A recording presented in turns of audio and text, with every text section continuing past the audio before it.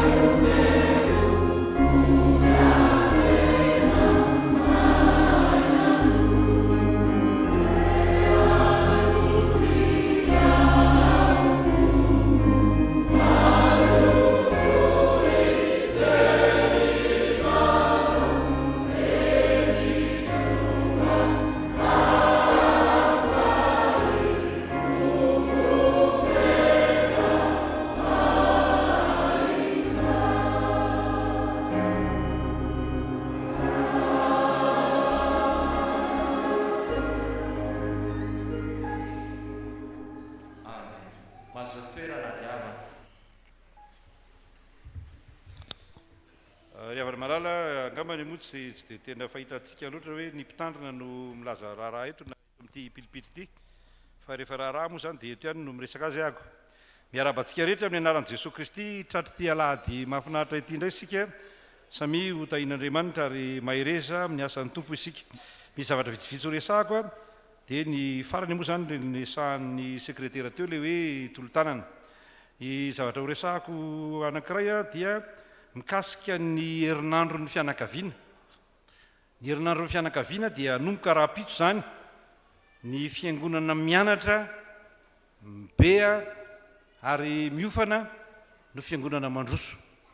Dia manainga antsika manentana tongava mianatra, tongava miofana, tongava mandray ny fampianarana samihafa izay atao eto amin'ny fiangonana mba hitomboantsika amin'ny fahalalana an'Andriamanitra, hitomboantsika amin'ny finoana ary mba ho tanteraka ny vavaka nataontsika hoe tompo ampitomboy ny finoanay.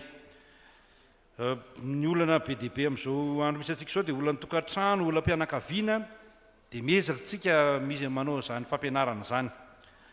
Izay voalohany. Ny faharoa dia amin'ny zoma ho avy izao dia misy ilay hoe kora takariva mahafinaritra izay fanohanana ny asa fanorenana. Io tsy hoe fanohanana ny asa fanorenana fa fanohanana ny fitezana eto amin'ny fiangonana ilay izy. Rehefa